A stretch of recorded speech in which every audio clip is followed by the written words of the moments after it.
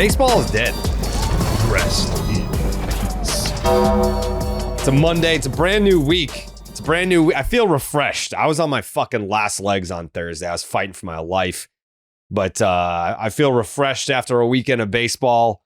Had some rest, relaxation in baseball. What a combo over the weekend.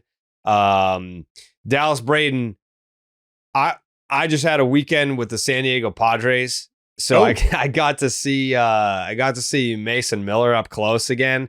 And it's like, I don't know what it is. Obviously, you sit down and you watch the highlights of Mason Miller, but then there's just a different aura when he's pitching against your team. There's an impressiveness when he's just facing anyone, but it's just that daunting that you like hear the Jaws theme in your head when he comes out of the bullpen. You're like, fuck, man.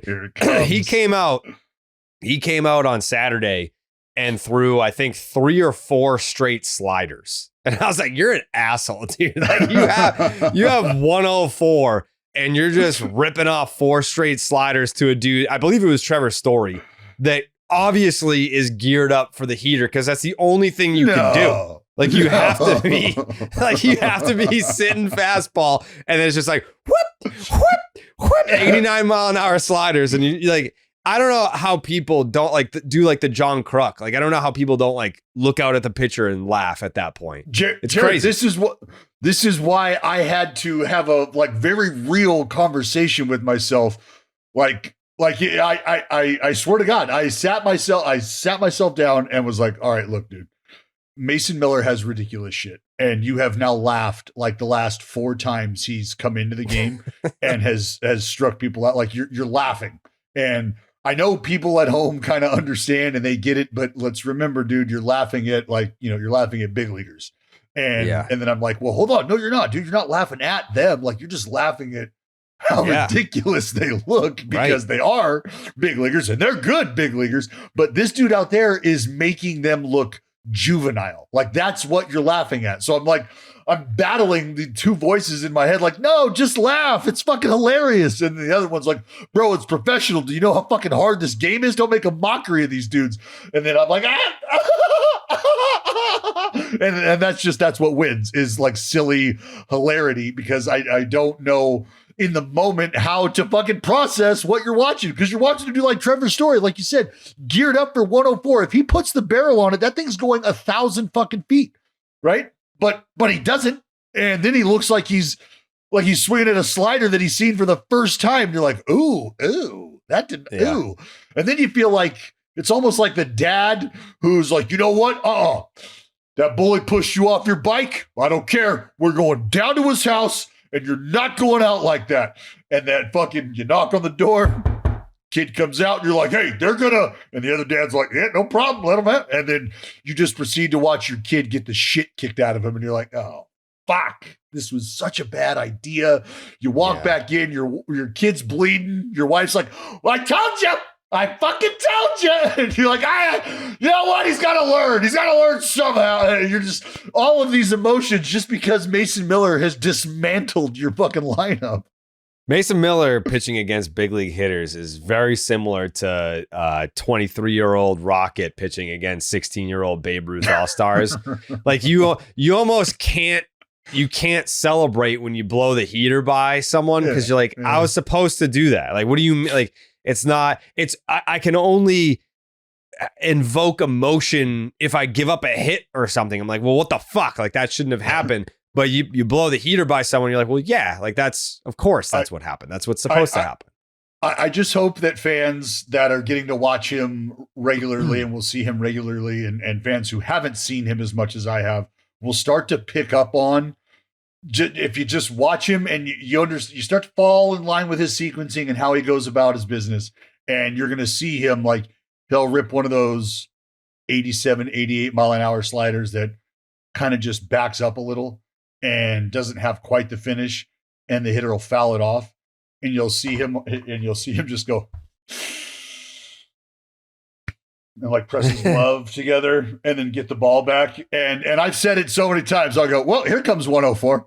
and he just fucking, and it's 104. It's 103. You can just tell when he gets pissed off and you're not even sure in the moment, like, is he mad at himself for letting that happen? Is he mad at the other person for thinking they were good enough to do that? Like, I'm not quite sure in the moment. I just know he's angry now. And I know here comes a fuck you fastball. Yeah. And I mean, I knew the Padres bullpen was good, but Jesus, man, they have basically, I'm not even exaggerating. They have like 6 closers. They have 6 dudes that could be closers on other teams. They are the San Diego Sicarios, Jared. They're just fucking hitmen down there is all they are. Yeah, it's insane. Like if you go down after the 5th. So what was the stat that we were talking about last week, Jayhay, where it was like the Padres run differential? Were they one of the teams that had a run differential that if you take out the Rockies wasn't very good? Yeah, they were like one of the teams that had Plus beat 8? up on the Rockies, quote unquote. Yeah, I'm pulling it. Let me pull it up right now. It was something like +8. It was something where I saw that and I was like, oh, so this should be a walk in the park. Then they're not actually very good. They're good. They're a good team. Who, the Padres? Yeah. Yeah, they're good. You do not want to be trailing after the 5th if you're playing the Padres. And dude, this is what makes them. This is what I know. We have given the Dodgers a ton of runway here. I think a lot of it has to do with because of the injuries they sustained again and what they're dealing with. But the run that they've had. But correct me if I'm wrong. The Padres are the closest to the division leader out of anybody in baseball, with just 2 games separating them. Mariners half game out. Half game. Fuck, that's right. So outside of Seattle, they are the second closest to their division leader. Correct. And with what we're talking about right now, right? With why do we feel like Seattle is there? Combination of Cal Raleigh and what the pitching staff has done. And there's some other folks. We're not just going to say it's Cal Raleigh's effort, but look at what's happening on the other side for the San Diego Padres, the bullpen that we're talking about, and the fact that you're only 2 behind the Dodgers right now. Like, this is the time of year where those dudes down there really start to make a difference, really start to make an impact. Because if from here on out, those guys continue to roll out and get those outs and continue to take the ball from whatever the starter is giving them. And to your point, Jared, 5 innings, you got a 5-inning ball game, man. After that, your other 12 outs are sort of already accounted for. I'm trying to look at or find their record in 1-run games. It must be elite. Jayhay, do you know where to find that? Record in 1-run game? Yeah. Fucking Charger. Son of a... 1-run games. Here we go. 25-16. All right. So not as good as I would have guessed, but still pretty good. But I mean, look at the volume of 1-run games that they're playing. 25-16. That's 41, baby. Yeah. That they're playing a lot of 1-run games. So that would explain how they have a +35 run differential and they're 2 games back of the Dodgers. Obviously, the Dodgers haven't played to their best ability. They're not having a slouch season. They're a couple wins shy of 70 right now.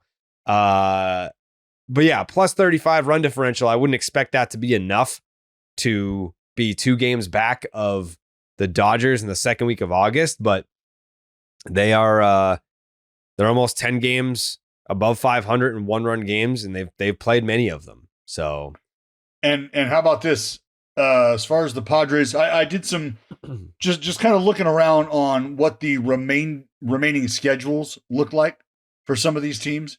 And when you talk about the Padres, their remaining strength of schedule at 491 is the easiest pathway to the postseason for a team contending for a postseason spot. And what do the Dodgers have? What's their remaining strength of schedule? The Dodgers' remaining strength of schedule. You know what? Let me take a look. I didn't even. Why the fuck is it not on here? I'd be interested to see what that is. I mean, because that's going to be a little bit of a dogfight, and also how many times do they play each other down the stretch? Yeah, they're so. How about this? So I figured this out. The remaining strength of schedule, the win percentage for their remaining strength of schedule for the Padres is 556. So as far as that's concerned, tough. Second, they play each other only, the next 2 weekends. Jared, listen, bro, listen. This is what their schedule looks like. They've got the Giants, and then they've got the Dodgers, and then they've got the Giants, and then they've got the Dodgers. That's what their next 13 games look like. And then they've got Seattle on the back end of that. So they play all the playoff Giants, teams, and then the Dodgers, and then the Giants again, and then the Dodgers again, and then the Mariners again. That's how they're looking. But here's a good sign for them, I guess, maybe. They're coming up for air against the Twins, O's, and Rockies. And then they play the Rockies 6 out of 9. But here's who they finish with. They end September with the Brewers and the D-backs. They get the White Sox in between, though. Yeah, well, or they get the White Sox right before that. Yeah, that's your. Yeah, I mean, like your they've got a very hot and cold schedule to finish out the year. But yeah, to answer that question, how many times they play each other? The next 2 weekends they play each other, and then never again, right? Yeah, never again. That's it. So hopefully next season. Yeah. The only thing I have to add, Jared, you said 41 one-run games. Boy, that seems like a lot, right? Is it not the league average? No, it is. What? No. It's 41 one-run games is the third most in baseball this season. Oh. The only teams with more are the Pirates, who are 5 games under in 47 one-run games, which leads the league, and the Giants are 23 and 21. But the Padres have the third most one-run games, and I believe the best winning percentage. No, I'm sorry, that's not true. That's not true. The Milwaukee Brewers, I should have thrown some respect on them. They're 23 and 13 in one-run games. Does anyone here have the fucking balls to? You don't get credit for your I'm not offering you the chance to come off the Dodgers, but from this point forward, does anyone have the balls to say that the Padres are going to win the division? I'm basically asking Jayhay because I know Dallas is a sackless piece of shit. Jayhay, show me your sack. Jayhay too sackless. Jayhay sackless. Yeah, I'm too sackless. I'm too sackless. I thought about it. It's a great story. I would love for it to happen, and I almost just want to fall back in line with the boys on the bump and say, you know what? It's going to be the bullpen that does it. It's going to be the bullpen that allows the Padres to do this. So then I think where I ultimately land is maybe the Padres win the division, maybe they don't. But if they were to play each other in the postseason, I'm absolutely taking the Padres. Like that bullpen is going to fucking ruin people's psyche. It is. I mean, it's devastating. Like that's a short series matchup that could very well go the Padres' way. 5 games, 3 games, 7 games. It don't matter. Like they've got dudes like their 5th string fucking closer throws 98. It's insane. Like they're just like, you're our mop up guy. And he's going out there pumping 98, 99 miles an hour. It's ridiculous, but I'm excited. I'm excited to see how that gets deployed in October. Like I feel like before 2016, Andrew Miller was like that 1 inning guy. And then Tito was like, you know what? Let's use you for 2 innings here. Let's get you 6, 7 outs here. And it's like, oh, well, he'll be down tomorrow, right? Because he just got 6 outs. Nope. Here he is again. And it's like, fuck. So I don't know. I'm interested to see how that Padres bullpen fares in October. Because I mean, they're going. Like, did you guys pick the Padres to get in? Yeah, right? Yes. I believe I did. Did I? I hope I did. Yeah, I got Phillies winning the East. We got the Cubs winning the Central. I think the Brewers is who I left. I didn't even have them getting in. I had the Braves winning the East, the Cubs winning the Central, the Dodgers winning the West, and the wild card were Phillies, Mets, D-backs. Oh yeah, I had the D-backs too, I think. I think I have Mets. I think I got Mets, Brewers. I think I had Phillies, Mets, Brewers. I got Mets, Brewers, Padres, I think. Dodgers, Padres. I think I nailed it. I guess I didn't respect the Padres enough. Fuck. Fuck. Not a good look. No, it's not. It's not. It's not a good look for the brand. It's a great look for the brand, though, that I'm probably going to hit my pick'em today, though. That's what helps our brand is my pick'ems. Yeah, I felt good about the one coming out this morning. I was going to throw a 4-banger out there, but then I couldn't use one of the players that I wanted to. So now it's just, your prototypical 3-piece. But either way, I'm feeling pretty good about it. The Underdog Fantasy app, it is the easiest place to play fantasy sports. Playing their pick'em game is as simple as texting Jayhay in the morning being like, this is my pick'em, let's punch it in. Let's punch it in, bud. And we do. And we do that. You can do it too. All you got to do is download the Underdog Fantasy app and make sure you sign up with the promo code Jared. That's Jared to get up to $1,000 in bonus cash and a special pick on Underdog. It's Underdog Fantasy promo code Jared. So I have to give you this update, Dallas. It's the guy you've seen have you seen the lights that I have in my bedroom? Have you Dallas?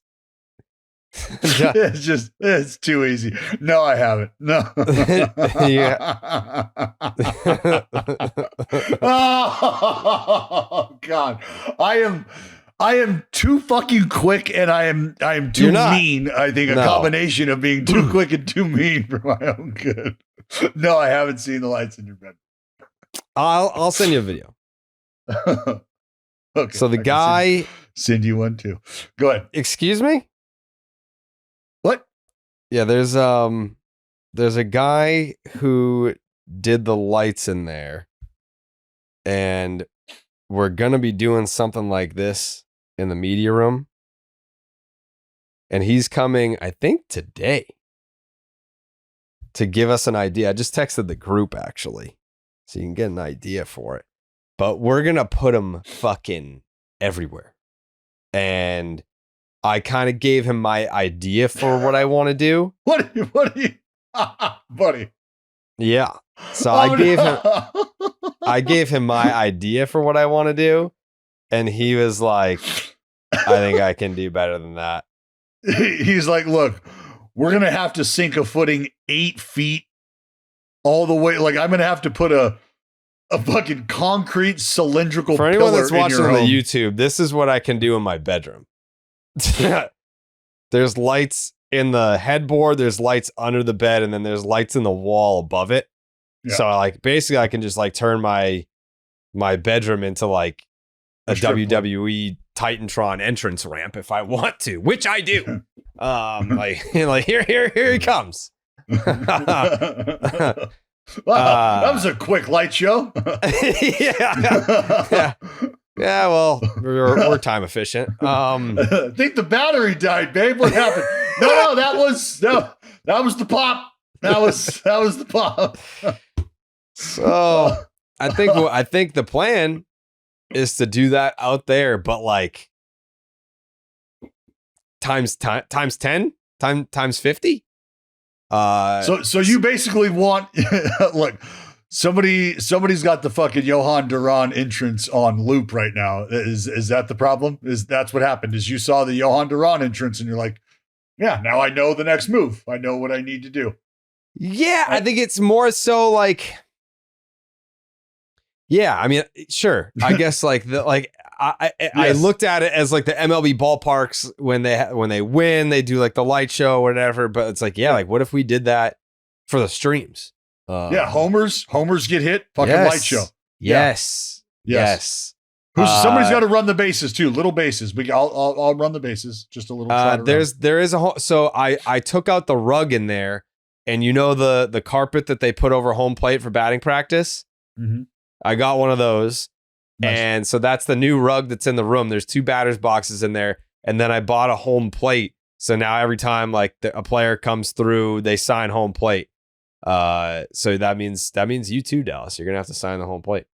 Didn't we? We did that for spring training one year, didn't we? I have no idea where that plate is. All I know is that Hunter Dozier signed the middle of massively. it. Yeah.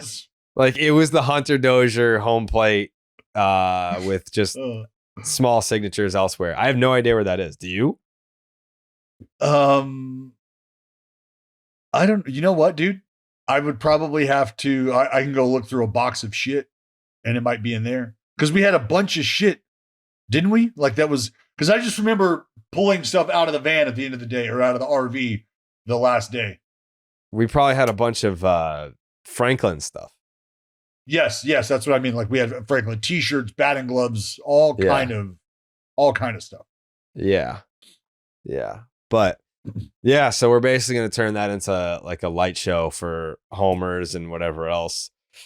That'll be cool. And I want to do like the home run sounds. Like, so I don't know how we're going to be able to do it, but it's going to be like, well, like a homer like, horn. Yeah. Like Jake, do you think, can we somehow attach the soundboard to an actual speaker to play out loud?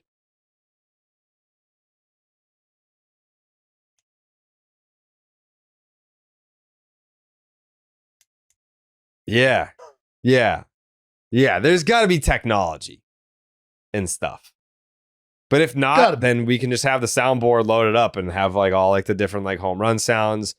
And I want a fog machine. Bro, fog machines are dope. I've got 2 of them. Oh, Halloween. Let's go. Yeah, I'm gonna get some fog machines. I'm gonna get a disco ball. Also, the wheel. I do not have a wheel. The wheel of death, is this one Milky compatible? So we were thinking potentially Velcro. Yes. You know what we need is one of those walls with a trampoline. So you put the fucking suit on and you run, bing, bounce, and yeah. Mm-hmm. I don't want to give away too many of our secrets because then all the other streams will just copy us. But yeah, this is just the beginning. I'm into it. Yeah, this is going to be fun. I'm into it. Are you allowed to come, Dallas? What does that mean? Well, I don't know. I didn't, like you usually, like Meg has you by the balls. Like I know that you've been emasculated for quite some time. I didn't know if you were allowed to, like once the season's over. Yeah, no, I'm more than capable of just moving about the cabin as I see fit. Okay. All right. Yeah. I'm excited for that. That's going to be, It's going to be quite some theater. It's going to be good times. Postseason right around the corner, kind of. Less than 2 months away. It is right around the corner. Yeah. It is. Sneaks up on you fast. I feel like we can probably conclude that the Milwaukee Brewers are going to be there. They'll be a participant, yeah? Well, they just don't know how to lose at this point. No. Like, come hell or high water, they quite literally do not know how to lose. Mother Nature cannot even slow down what the Brew crew are cooking. Entering play today, the Milwaukee Brewers have a 99.9% chance to make the playoffs.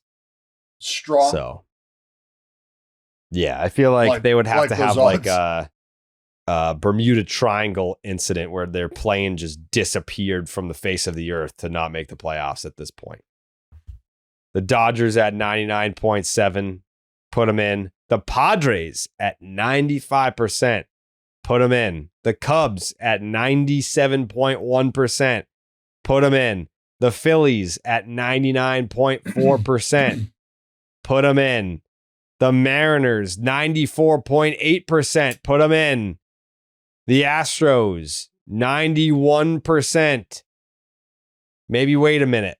Tigers, 97.7%, put them in. The Blue Jays, 98.2%, put them in. How are the Yankees, by the way? How do the Yankees, this awful fucking baseball team that can't do anything right, How do they have a better percentage of making the playoffs than the Boston Red Sox? Yankees are at 80.5. The Red Sox are at 75%. Probably the Red rest Sox of have season strength of schedule would be my guess.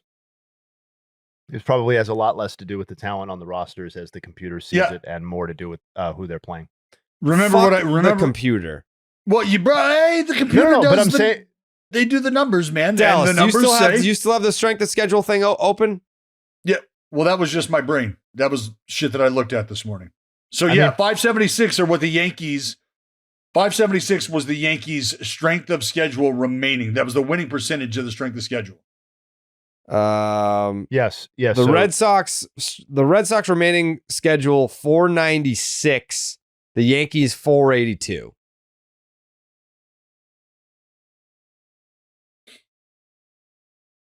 So, but here's the thing. That looks at it as like, oh, here are the hardest teams that you have remaining. The Red Sox play the Yankees 7 more times. Those are easy. We play the D-backs, Marlins, Rays, all 3 times. The Orioles 6 times. The A's 6 times. The Pirates 3 times. The Guardians, they suck. The Yankees are fucking awful. We have 3 with the Astros, just swept them. So really, the only difficult series remaining, we have 3 against the Blue Jays and 3 against the Tigers. That's it. Every other team we play sucks. We should run the table. The Yankees, so their last 10 games for the Yankees, last 10 games of the season, cakewalk. Baltimore and the White Sox. They split between those 2 teams. 7 against the Orioles, 3 against the White Sox. Those are the last 10 games the Yankees will play this season. To start the month of September, however, they've got Houston, Toronto, Detroit, and then Boston to start the month of September. So in that's terms like of 0-12 right there. Yeah, that's a gauntlet. That is an absolute gauntlet for the Yankees to get through to start the month of September. You're talking about a division leader in Houston. That could look a little differently, but it's going to be either a first or second place team in Houston. You're talking about a first place team in Toronto, a first place team in the Tigers, and Boston, who is sniffing around at the top of their division. So it's a daunting task for the New York Yankees to start the month of September, regardless of how they get through the remainder of this month. So the Red Sox have the 18th hardest schedule. The Yankees have the 27th. So they've got the 4th easiest schedule. The Blue Jays, Dallas, they have the 8th most difficult schedule to finish the year. They see the Brewers, they see the Cubs, they see the Astros, they still see the Sox, they see the Yankees, they see the Reds. So, Jared, what's your confidence level that the Red Sox are going to outlast the Yankees this season? 95%. They're not good. Yeah, I think the Red Sox finish. I don't know about win the division, but I think they finish above the Yankees, or at least they should. Especially like they've got 7 games left against the Yankees. That's 6 wins minimum. They fucking suck. 5-1 against them this year. They're just not a good team. I feel bad for the Rockies. Like the Rockies are historically bad. They have the 2nd most difficult schedule to finish the year. Well, behind the Orioles. They don't get to play the Rockies. Yeah, because they are the Rockies. That's a good point. That's a good point. Seriously. That's true. Yeah. Why don't we get to play any of these shitty teams? Well, yeah. The Brewers get the 6th most difficult schedule to finish the year. I don't think it'll be that hard for them, though. 5 against the Cubs. That'll be exciting. Yeah, they've got 5 left against the Cubs. A lot of potential playoff matchups. They have 3 left against the Phils. They have 5 left against the Cubs. They have 3 left against the Padres. So, yeah, at least, you know how I look at that? They'll be battle tested. The Brewers will be battle tested by the time they get to October. Well, they're showing their sustainability right now. If folks had questions about whether or not they could go on a run. Yeah. Not me. I didn't question it for a fucking second. I feel like I'm almost back. I'm almost back to being Brewers, Jared. Why? What do you mean why? They're fun. Why do you feel like you're? They're fun. I'm having fun watching Brewer baseball again. It's even if let's just say they had the 4th best record in the National League. I think this team is just fun to watch. I think it's easy to be like, yeah, I'm back. They get the best record in baseball, but it's like they just play a fun brand of baseball this year. Shout out Isaac Collins. Yeah. That was a name that I mentioned a couple weeks ago when we started talking about. Did you tell us so on that one? I didn't. It wasn't. I told you so because it was just an acknowledgement of an individual whose name was not being pedestalized in the moment the way that maybe it could have been. I'll say that. 6-3 at one point. Brewers have tied it up. Collins, fly ball, deep into right field. Isaac Collins, it is a walk-off home run. He's done it again. His first ever. And the Brewers have won their 9th straight game. All right, let me ask you guys this question. I'll start with Jayhay first. This series that just happened between the Mets and the Brewers, was it more positive for the Brewers or was it more negative for the Mets? Did it hurt? Did it help? Did it elevate the Brewers more or did it crush the Mets more? The best part about this question, and I knew this is where you were going, is that like I'm a hater regardless of how I answer. I'm not giving enough credit or I'm hating too hard. I just love it. I think the answer, like, I don't know how passionately I would argue about somebody with this. I think it's more devastating for the Mets for sure, because it's the Brewers' place in the postseason, as you laid out, is 100% secured, 99.9. Their place in the division looks more and more secured with every passing week. They're now up to 6 over the Cubs. But the Mets are like, their place is in real question at this point in the dance. More likely than not to get in, but still a real question. And to me, sending them on a 7-game losing streak, and I think opening up what are some legitimate questions about the team, and also really digging into whatever pathway they had towards winning their own division. I think the answer is more devastating for the Mets. It has to be. It has to be more devastating for the Mets. This is a team who had very real division aspirations. And now we're talking about them potentially being on the outside of a wild card when this is all said and done. And it's because of you getting bitch slapped by the Milwaukee Brewers and how that just unfolded. That has to be because of everything you guys just laid out. You've got one team in the Brewers who are vaulting themselves and continue to create separation, not only within their own division, but just in baseball in general. And you've got the other team who is trying to figure out how to quit losing baseball games with good players. They've got good players. They are right now just, it feels like they're allergic to winning games, allergic to doing the little things. And listen, make fun of me for going to math if you want, but this can be answered with math too. Like before the losing streak, before the Mets started their 7-game losing streak, the division was a 53-47 split, according to Fangraphs. Phillies favored over the Mets, albeit slightly. In that time afterwards, it's now 91-9, which doesn't mean that it's over, but it does mean, obviously, that the nature of the division race has changed dramatically. And if you just want to look at postseason odds, the Mets have lost 20% off of that, too, in that 7-game losing streak. They've gone from 95, a near certainty, to 75% now. Yeah, so, like, we'll see, or 78%, so they've lost 17%, I'm sorry. So, like, real damage to the Mets, I think, in particular division, as Dallas outlined. But yeah, it might have solidified the Brewers in a lot of people's minds, and we keep talking about them, and they keep forcing us to talk about them in different ways, and that is important in its own right, I guess. But in terms of like real on paper impact, this is pretty devastating for the Mets.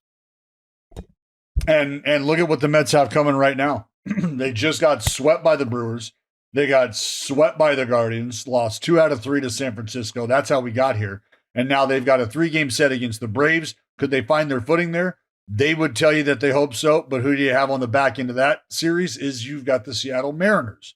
So like looking at their remaining schedule, it looks like there's going to be some opportunity for them to gather their footing, and they're not necessarily going through any one sort of gauntlet type period, kind of like how we outlined with the San Diego Padres, where you're facing. I mean, that's tough. I mean, you got some heavy division opponents there, but this is where I think if you have hope, if you're the New York Mets, this is where you have to kind of rest it on is what your next few games or few series look like against the Braves. The Mariners are going to be a test, but then you've got 3 against the Nats. You got 3 against the Braves again. And then you match up with the Phillies at the end of the month. And that is probably going to affect or impact your trajectory for the remainder of the season, more so, I would say, than any of those other series. Because after that, after you get done with the Phillies, you got a breathing air, you got some holes with the Marlins, and then shit gets real again. I got a question to pose back to you guys now that we're on to the Mets a little bit here. Jared, I guess I'll start with you. If we go back to July 28th, which is the period that Dallas was referencing where the losing really started in the series with San Diego. So they've lost, 11 of 12 over that stretch. Since that point, you can make a credible argument that the offense has been the problem and the pitching, specifically the starting pitching, has been the problem. They've both been really bad. The offense by weighted runs created plus has been the second worst offense in baseball over that stretch, behind ahead of only the Rays. Meanwhile, the starting pitching has produced an ERA of 6.5, and the starting rotation, including Montas with a 12, Manaya, Senga approaching 6, and nobody who has started who has started multiple games has an ERA even below 4. Jared, what's the bigger concern for you for the Mets moving forward in terms of their viability? Is it the starting rotation or is it the offense? Without being able to say both? Yeah, you could. Sure, if you want to say both. If you want to say that this is a deeply flawed team in that sense. It's too easy. It can't be a perfect 50-50. But I'm going to pick the starting pitching, but before I go there, I think we kind of have to fall. We have to talk about not fall off of Pete Alonso. He's still a good player, but he's not the player that started off the season. No. He hasn't been the anchor that he was for the first few months. So when you do go in these offensive ruts and you're not able to score runs, I think you kind of have to point to someone like that and be like, you're supposed to be the guy that digs us out of that. And he hasn't been that guy of late. But yeah, you look at the Mets starting pitching and they've been able to, they've put the team in some holes that puts a lot of pressure on the offense to be able to dig them out of said holes. So that's why I kind of look at it as it's kind of both their faults, but if it's the second inning and it's 4-5-0, and then you're looking up and you're like, shit, we don't, unless Juan Soto wants to dig us out of this, I don't know that we're getting out of this. That's how it's felt over this stretch with the Mets. Yeah, it's been tough because this is what happens when you have, I always talk about championship teams being able to click for the most part on at least 2 out of 3 cylinders. And you'd like to be able to fire on that third one too. That's where you really start to see teams roll. But performances from the bullpen, performances from the rotation, and what is the offense doing? I know that basically encapsulates an entire team effort, what's happening here. But I think you can look in those areas and see if we're not getting any help from the rotation and we're not getting any help offensively, the bullpen is a moot point.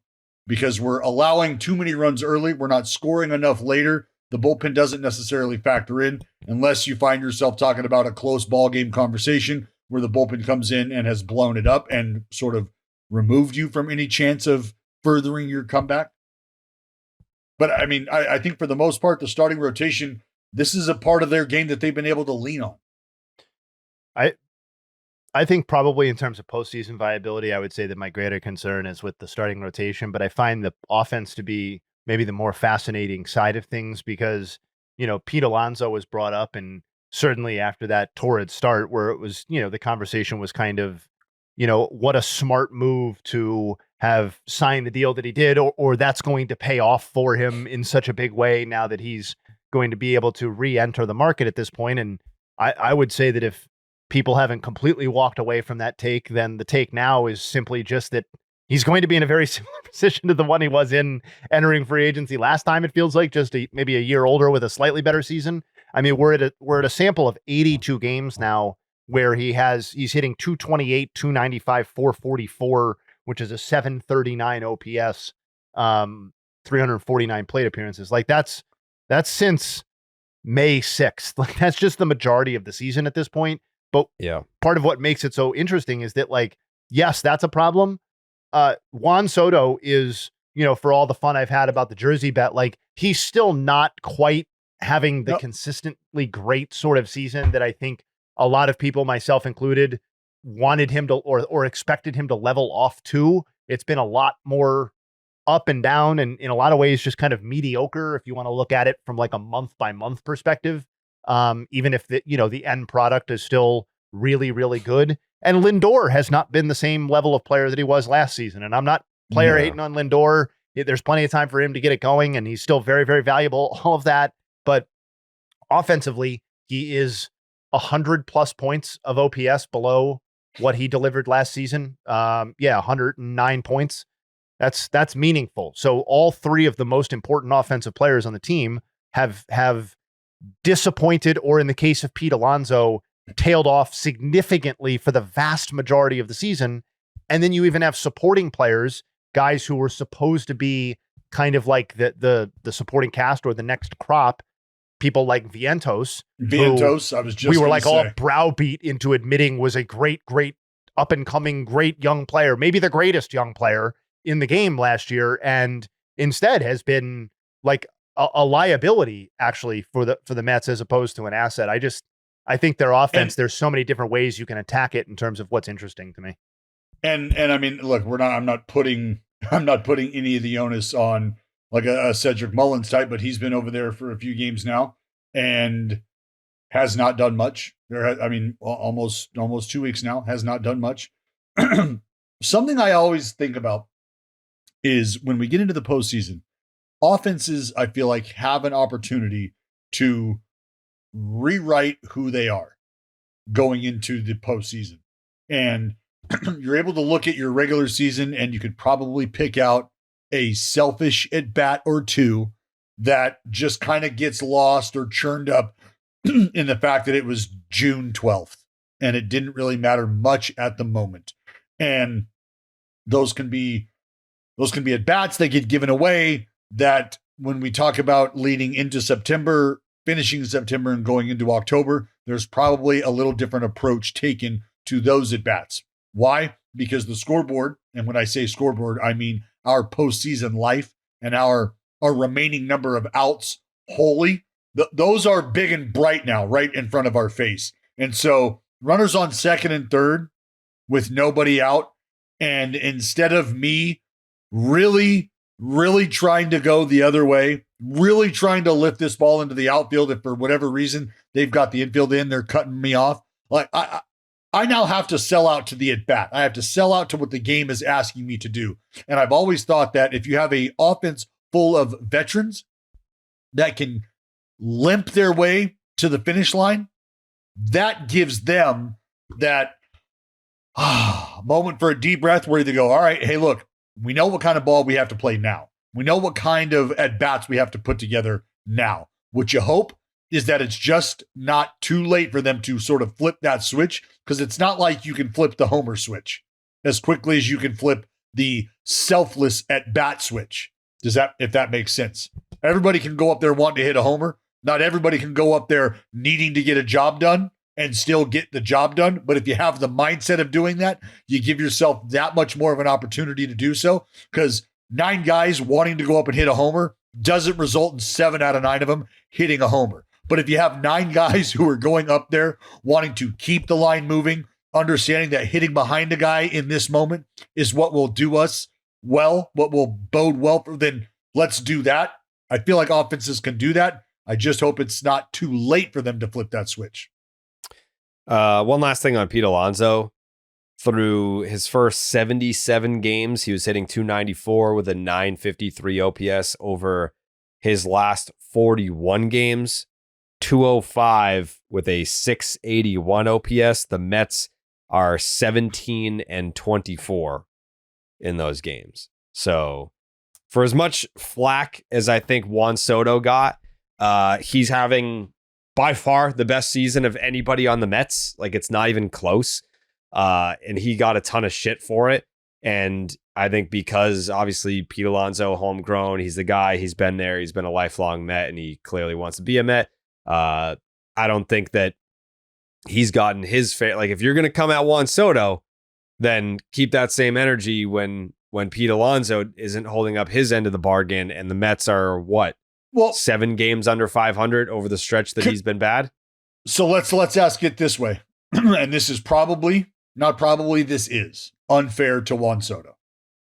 But is what Pete Alonso is doing and still doing collectively, is that enough if Juan Soto has a season that he maybe was expected to have, as opposed to having the season he's having right now, where we look at it and say to ourselves, still he's a good almost run. back to normal Juan Soto levels. Like, where is Juan Soto right now? And it's like wins a above 150 replacement. OPS. Oh, it's like 4.5, right? Yeah. So what's his OPS? Is he at 900 yet? There's still a 876. 876. Yeah, what's Pete Alonso at? Pete Alonso was at like 871 or 61 or some shit like that when I saw. 10 or 20 points below. 861. I am more often than not, and I probably at the end of the season for both of these guys will be like, just what was your season stat line? Just tell that to me, and I'll have an impression of your value. But I do think this is actually a case in both players' cases where like some level of nuance or familiarity with the season, which I think we're all alluding to right now, actually helps like contextualize some of the frustration, or why like looking at just their net batting line might be a little bit misleading. Because like, to Dallas's point, okay, what is Pete Alonso's numbers? What did we expect him to do? Like, if right. Juan Soto had delivered on like what he did last year, would we even be talking about Pete Alonso's season? And I think there's a lot of merit to that. But I also think there's merit to the idea that Pete Alonso captured like 75% of his offensive value or contributions on the season. Yeah, even less, even truncated even more. I would say like within the first 6 weeks of the season or something like that. Is it less valuable that Juan Soto delivered X percentage of his value this season with like one of the greatest Junes that any Met player has ever delivered, or any single month that Mets player has ever delivered offensively, but the surrounding months, if we're just dividing baseball up that way, have been all sub 800 OPS months or something like that? Like, does that matter? And like, I don't know the answer to that, but or are we being unfair because we would never judge players that aren't in a market like this with this level of microscope or attention to detail? We would just say, hey, they're all having good seasons. I don't know what those answers are, but I do think it lends to the complexity of the conversation a little bit. To add, I'll say this to follow up with what you just said. That is part of what comes with the territory when you play in the markets that you play in. So I think we're all at a point now where we can tell the difference between how we are viewing these players and why we are viewing them as such. The dollars attached to them has a big reason behind that. And yes, you look at Juan Soto last year, Jayhay, we're talking about an 8-win player almost, right? And as we sit right now, he's at about half that with a little season left to build on that. He's probably not going to get, I don't know, maybe he does become a little over a 5-win player by the end of this season, and that's fine. But that is still significantly less than the production that we got last year from Juan Soto. So now you're asking yourself, does it matter that you perform well early and then taper off? Or does it matter if you are out of the gate slow, but finish strong?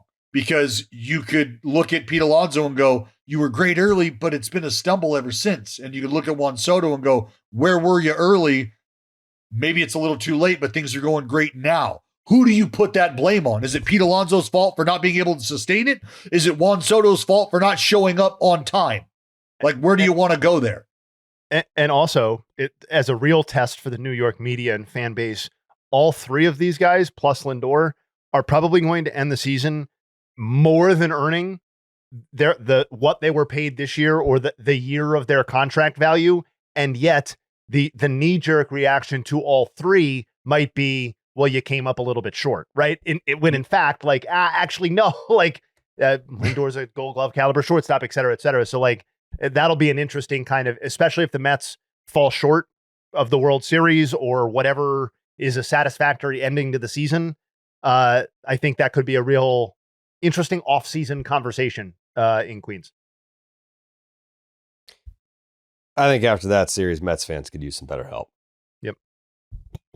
Well, luckily, Baseball is Dead is sponsored by BetterHelp.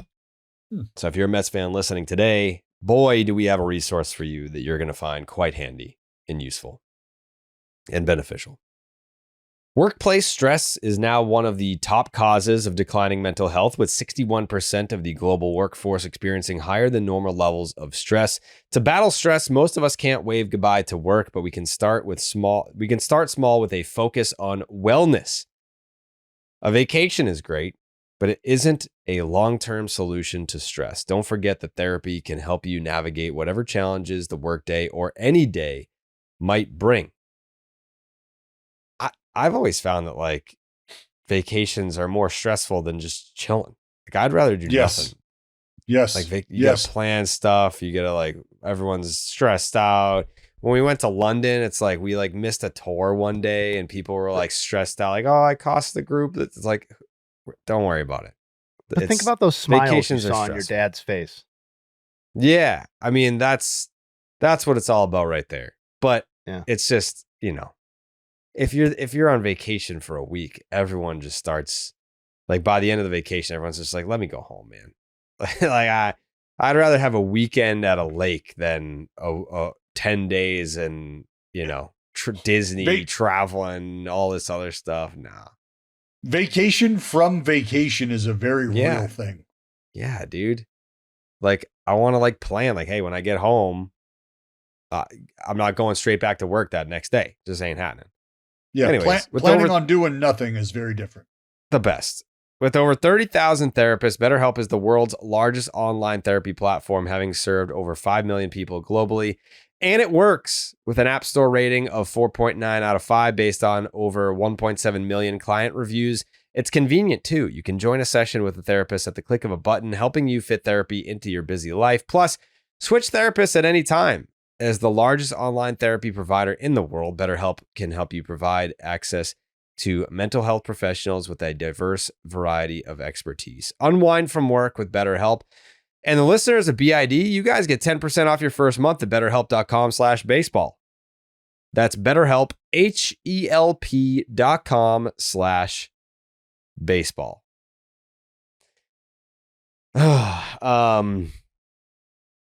Okay. Home run race heating up over the weekend. Shohei Ohtani, his third straight season, fourth of his career with 40 home runs already. Cal Raleigh hits number 45. I believe, yes, Shohei hit another one to get to 41. So we've got, two guys with 41, Cal with 45, and then, like, Suarez and Judge are kind of, they're like high 30s, like 37, I want to say. Yeah, we've got Raleigh with 45, Showtime and Schwartz with 41 a pop. Judge and Arguhedia with 37. Mm-hmm. Caminado with 32, and that rounds out the 30s. Those with 30s or more.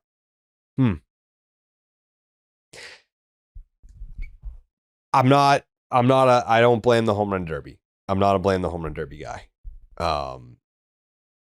We haven't seen someone take off in the second half yet. We haven't seen not one, like, who's the one guy in the second half, home run derby participant or not, that has been like, oh fuck, he's on a rampage with home runs. Well, let's look at it from a different perspective. Schwarber. Is it fair to say that Well, yeah, Schwarber, a guy that was not in the home run derby in Nick Kurtz. Drop that name. Is it fair to say that Cal Raleigh has sustained it though? It's a decent pace. Yeah, it's a decent pace. But I think when we were talking 60, I think 60. It's not out of the question. Like I think he's still on a 60 home run pace, isn't he? It's got to be close. It's like right on the margin. It's like right. I was going to say, like, 59, 61. You could tell me either one of those, and I'd go, 62. I don't know. What's his best month this year? Wasn't it July? 12. Does he? I mean, how many months has he had double digit homers? I'm pulling it up. Hold on. All right. So he has his first. So it was 10 in March and April, 12 in May, 11 in June, 9 in July. Obviously, a few fewer games. And 3 so far in 9 August games. Okay. So a decent consistent pace. Yeah. Yeah, and I think not to make Cal Raleigh hitting 45 homers something negative about his season, but if you want to just draw a line somewhere, he did start to tail off a little bit before the All-Star game, and that is kind of continued unabated in the second half, and was asking Cal Raleigh to continue a 1,000 OPS necessarily a fair expectation? I don't know, but it is hard because we've just played such a small number of games. Like Junior Caminero has 9 homers in the second half in 22 games. Schwarber's got 11 in 21. Those are both record-setting paces, or at least Schwarber's. Let me ask you guys this. Let me ask you guys this question. Cal Raleigh hits 60, and the Mariners win the division. Is he your MVP? I think the way that today's voter votes, it's still going to be whoever just has the highest wins of replacement. I think that's just. I think, but see, the reason it should matter. It absolutely should matter. But I just think the Ohtani fatigue that people have already acquired, I think that could get us back to a point where what I just said is valued more than just retreating back to the most valuable player, the wins above replacement guy. I want to believe that there's room to have that conversation. I think if your premise plays out and he hits 15 more homers and the Mariners win the division, I think you may end up with a result where Cal Raleigh is winning the MVP because he's the most valuable player, because he leads the league, or in part because he leads the league in wins above replacement. That would be a really good rest of the season, presumably, unless literally every fucking hit is a homer. Of those, he only gets 15 hits. But the margin between him and Judge right now is a margin for error type of thing. It's a half a win per Fangraphs. It's 7 to 6.5. And if Raleigh really does do what we're positing, then I think that's closing the margin or keeping that margin where it is. And then you have all of the narrative stuff. The Mariners win the division. He's a catcher, et cetera, et cetera. He may, in fact, at this point, have more homers than Aaron Judge. In fact, probably will, with an 8 home run lead right now. May end up with more stolen bases if you're just looking to build a case for Cal Raleigh as a statistical thing. I think it's very much in play at this point, and I don't think people are going to need to lean on subjective factors necessarily to the extent that was being suggested they might have to. I do think Ohtani is I think for someone other than Ohtani to win in the NL would be at this point a pretty massive upset. That's locked up. I've got Ohtani locking that up. I just don't understand how Pete Crow Armstrong, I think had to have the lead and then maybe fall a little bit as the season was wrapping up. I just don't really see a pathway for him overtaking Ohtani at this point, given I think where his season has kind of trended generally, even if we're all big fans and all of that. It's now a sub 300 on base percentage on the season, and he's been brutal lately, in the very small sample. and the Cubs are losing, they're not going to win the division. All of that sort of stuff are very likely not. There you go. So yeah, that's what I was going to say. Is Ohtani still probably likely to have, and not to say that one player is going to impact their team more, because I think it's pretty obvious how important both of those dudes are to their club. But should it be the Dodgers that are able to sustain their separation, maybe create a little more separation, eventually win the division, while the Cubs will not? I think that has a lot to do with that conversation. And for my money, if things stay the same as they are right now, and both players in Cal Raleigh and Aaron Judge were to pace themselves out in their level of productivity right now, and the Mariners were to finish second in their division, I'd probably leaning Cal Raleigh, I think. Separately from the Cal Raleigh conversation, if Shohei Ohtani wins the MVP this year, would he become the only player other than Barry Bonds to win more than 3 times? No. The MVP? No. Who has 4?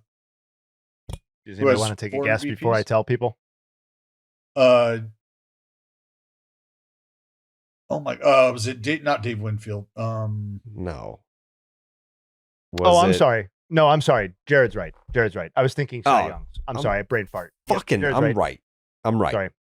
I don't want Dallas to have to flail for an answer that doesn't exist. That's my fault. Yeah, I was going to say like DiMaggio or Mantle or something like that. But nope, it's a cluster of guys that have won 3. Nobody, there's like Jared's 10. Point, he's the only 10 guy have won 3. It's Ohtani, Trout, Pujols, A-Rod, Schmidt, Mantle, Yogi, Campanella, Musial, DiMaggio, Jimmy Fox. That's it. So that's 11. What's the question? Sorry, I said Jared asked, if Shohei Ohtani wins an MVP this year, he'll be the first player other than Barry Bonds to win more than 3 MVPs. Oh, I didn't hear the other than Barry part. Yeah. Barry's got 7. That's why I was fucked up. Yeah, Barry's got 7. There's apparently, I thought there's 10. I counted 11 of the names that Jayhay just rattled off. 11 have 3. And then Shohei would be the first to have more than 3. Well, you probably just weren't including Ohtani in your previous accounting. Oh, right? Duh. Yeah. So then that would be 11 all time. It would be interesting, maybe an off-season segment, if Ohtani does in fact get the 4th, maybe when we're having some fun and relitigating some of that. It would be interesting to see which of the guys that have 3 actual wins, had a 4th season where they really should have won that award after winning the 3. So like, we're not going back in history and changing what they did in the past. We're just looking at after they had already had 3. Were there any of these guys that really truly should have captured a 4th, or why didn't they, or who was the best of those seasons that should have gotten a 4th? Because I am guessing. Yeah. Trout getting robbed, not getting robbed, but Miggy winning the Triple Crown and taking that from Trout. I mean, that's it. But that's my point, though, is that, well, we could do it any number of ways. It's our own game. But like my idea is that the season you're talking about was before. He won in 2019 to give himself the 3rd one. What I'm saying is that after already having 3 real wins, who was like robbed of a real 4th award, or what would have been a real 4th? Because Trout, point of fact, really was never in that conversation again. No. But anyway, so. Yeah, Ohtani should be going for his 5th straight. And if that were the case, I believe he would be the only player in history, because Barry, I think, only won 4 straight, only. Yeah, the record is 4 straight by Barry, but if not for the Judge 7th most home runs of all time record, then he would be going for his 5th straight this year. Barry could have won 4 straight 2 separate times. Twice. Yep. He finished second in the 1 year where he didn't finished second in the first grouping of 4 years. Also, if Judge does in fact win it over Cal Raleigh this year, he'll be the 12th player with 3. Obviously with 2 already in the bag. So that's another kind of like legacy item at stake here. Yeah. Some will tell you Speaking should of have had another one. the random historical baseball tangents, Jayhay and I held down the fort on Thursday, and we got into a discussion where it was kind of like Mount Rushmore +1 greatest baseball players of all time. Who's your top 5? Like, who makes that list? Who's me right now? Yes. Oh, So shit. the idea is that, like, at least the Family Feud question was worded this way, that there are how many people, you'll remember this, how many people have an argument as the greatest of all time in baseball, right? And, so I think you answered 3 or whatever it was. Yeah. I posited that the argument is 4, and that it's Ruth, Mays, Bonds, and Ohtani. And Jared was saying whether or not that's true, let's work off of that and say, if you had to add a 5th person, who has the best argument for that? And we Is had it a the great Mick? time, actually. It was fantastic. Was it the Mick? No.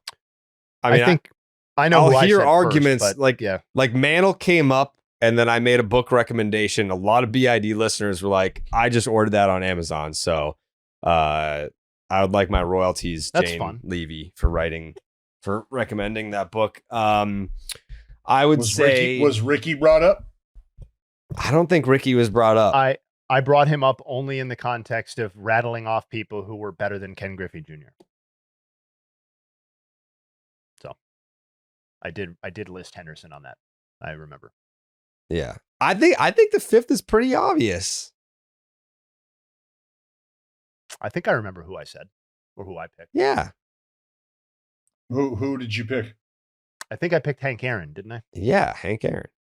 I think he's the safest, probably most rock solid answer. I think there are plenty of other options. I think Mick is on that list. I think who else did we say? We said like Musial and Ted Williams. Ted Williams. If you want Ty Cobb, if you want like old players, like there's a lot. It just devolved or evolved, I think, into Ken Griffey Jr. slander, as a lot of people on Discord. Yeah, it was like and where, the like internet. how far down the list do you have to go before you get to Ken Griffey Jr.? It got real, Dallas. It got real. Yeah. I can imagine. Just I mean, all I needed to hear was me mentioning Ricky, and then you saying, "Well, he was brought up," and that just that clearly puts the kid where. Yeah, I guess Yeah, it's of like course. it's shocking because you think Ken Griffey Jr., you think one of the greatest baseball players of all time, but it's like it's shocking how far down you go on the list before you get to Griffey. It's like, well, is he better than this guy? No. Well, is he better than this guy? Well, no. I also think like that's categorized as Griffey hate, where I think it needs to be categorized as an appreciation for how fucking long this game has gone on and how many awesome players there are and how there are only 20 numbers in a list of 1 through 20, right? Or 10 in a list of 1 through 10, because like every time we do this, and Jared and I did it, you say Ken Griffey Jr. and then you just name somebody else and you're like, oh, fuck. Oh. Yeah. Like, oh God. Yeah. He's not better than Pujols. It's like, okay, well, Pujols isn't better than these guys. Like, and it's like, so where are we starting? We're starting at, is he the 21st best player ever? And maybe that's not the answer either. Maybe it's like, there's just, and this is really without even including pitchers, which I think makes the baseball conversation so unique. It's like, how do you rank the greatest pitcher or the best pitchers alongside the best position players? I personally tend to just like to create 2 lists because I think it's really hard, but can we start with the big train? Right. I mean, is Ken Griffey Jr. better than Randy Johnson or Greg Maddux? No, he is not. So like, he's behind those guys too. Is he better than Pedro? No, he is not. Is he better than Roger Clemens? Like, no. So is he better than Kurt Schilling? Very interesting conversation. Probably not one that's going to be very pleasant for a lot of people. I don't think. I don't think anybody's going to enjoy having the Ken Griffey Jr. versus Kurt Schilling conversation. Nope. But that's more what we're talking about. How far down, Dallas, do you think you'd go before you got to Griffey? Yeah, I mean, I think we're give in me that give me like a 20s, 30s, 40s, like that type of deal. Like what range do you think he's in? I would say he's in the top 35 of our game. I think that's excessively fair. I mean, again, people are going to get mad that I'm going to use wins above replacement, but it's a nice round number. Like, is he better than Cal Ripken Jr.? Is he better than Mike Trout? That's one we kind of had already. We had that. That's that was like a big crux of it is like comparing their careers. He's not better than Mike Trout Schmidt. Griffey. He's not better than Trout Pujols. He's not better than Joe Morgan. He's not better than Yastrzemski. You know what I mean? Like, what? Griffey's not better than Yaz? You think Ken Griffey Jr. was better than Carl Yastrzemski? Yes, Interesting. I do. We should I do a think whole Yaz offseason convo on that. I think Yaz was a compiler. I think he had 67, and then he was pretty damn good the rest of the way, whereas like Griffey was elite for many years. Are you going to get yourself in trouble talking like this, my friend? No. Probably. We might have to edit this part out. By who? Who? I actually just saw Mikey the other day. He was at Fenway. I don't really. He'd probably want agree. to- I bet you Mike would be like, yeah, no, I'm taking Griffey in that one. That's fine. I'm not interested in necessarily positioning myself as Yaz is better than Griffey, as like my hill, because I've already named like 35,000 people over these two podcasts that are better than him. So if Yaz is a controversial point, we can move on. Like Cal Ripken, that's your boy. How do you feel? Cal Ripken against Ken Griffey Jr. That's one where you'd have to take a look at I'd have to look at what is it? The play index or whatever the fuck? The stat head. Yeah. I need to see the like the stat head to head. Yeah, it's tough, man. Like, Between Griffey and Cal? Yeah. yeah. What are you? Yeah, just I mean, obviously, accolades? Like Griffey's got him in total homers. Like, where are they at in hits? Like, where are they at in No, I mean, career I'm not. WAR? I'm not even saying that I necessarily even know the answer or that it's a gotcha question. I just think I'm it's kinda assuming like, Griffey has Cal beat in career WAR. he does not. Cal's ahead of him. Cal, He does not? He does not. He's got him. Put it like What this, the Jared. fuck? Like, this is what I was saying to Jayhay. I was like, I feel like my childhood was the Mandela effect, where Ken Griffey Jr. was the greatest baseball player ever. And then as I'm saying this, and people my age listening to the show were tweeting at me over the weekend, they'd be like, bro, like, Ken Griffey Jr., great baseball player, but MLB marketed him like he was the Hulk Hogan, like he was MLB's Hulk Hogan of the 90s. He was on every video game. He was in all the commercials. He had his own video game, bud, not on a video game. Right. So it's like, maybe just from my childhood, I'm thinking, like, how could this guy not be the greatest of the great? But, like, I mean, he's still, I mean, if you're putting him in the top 30-something baseball players of all time, that's fucking amazing. That's an all-time elite player. But then you line him up against guys that didn't have the same marketing machine behind them during the time where I was the most impressionable of my life, not my career, my life. Yeah, it makes sense why I'd be so confused by this. And remember, King Griffey also had the narrative of playing with his father to sort of help him and bring him into the league. You had his exciting style of play, the backwards hat. You had a new excitement surrounding the game of baseball, and you had a star that you could attach it to, and those things traveled parallel paths his entire career. But I have taken the liberty. Go ahead, Jay, before I get into the number.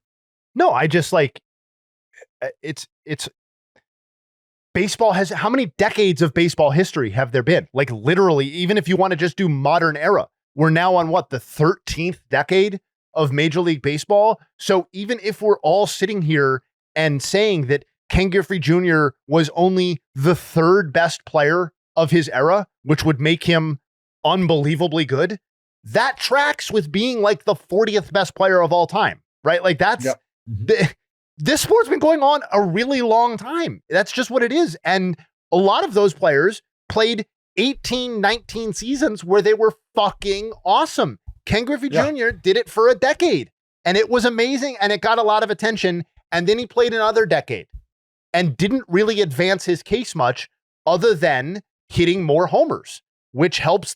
That's cool. I'm down for it. But like, if Ken Griffey Jr. finished his career with 470 career homers, would you think of him a different way? So here's Instead of here's what you 660? Wow. So here- Jayhay calling Ken Griffey Jr. just a more marketable Andrew Jones is what I got out of that. Yeah, I I can't didn't touch have Andrew's Jayhay. defense. I didn't have Jayhay calling King Griffey Jr. Niger Morgan with a PR machine, but here we are. King Griffey Jr. 83.8 career wins above replacement according to B-War. Cal Ripken Jr. 95.9. Jared, so tip of the scale goes to Cal there. 3,001 games played. That's going to go to Cal, to the 2,671 for King Griffey.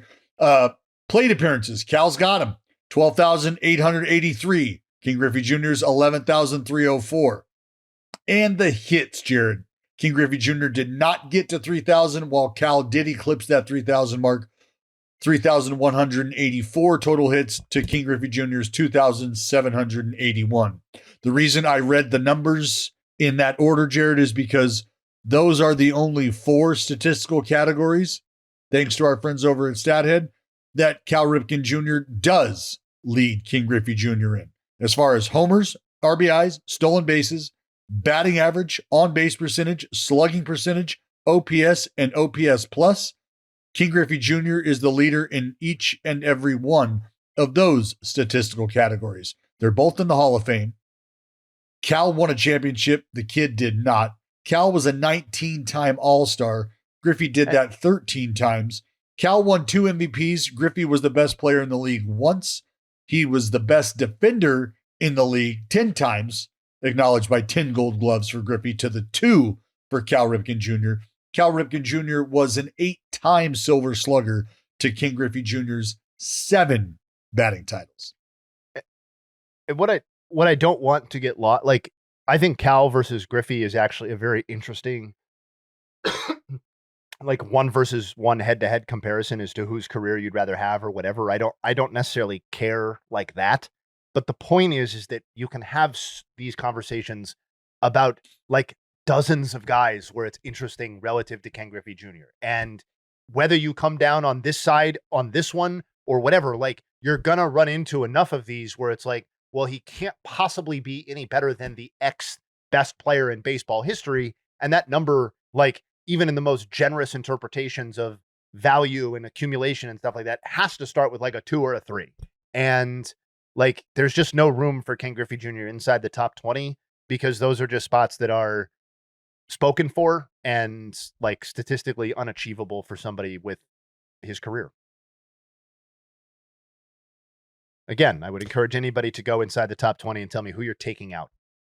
So I've long thought about this for Hall of Fame purposes, but creating a, like, BID score system where, and maybe Jayhay can create the pool. So here's my vision. My vision is, when evaluating a player for their Hall of Fame candidacy, or for a situation like this in a head-to-head comparison, we have a pool of statistics, advanced, basic, whatever.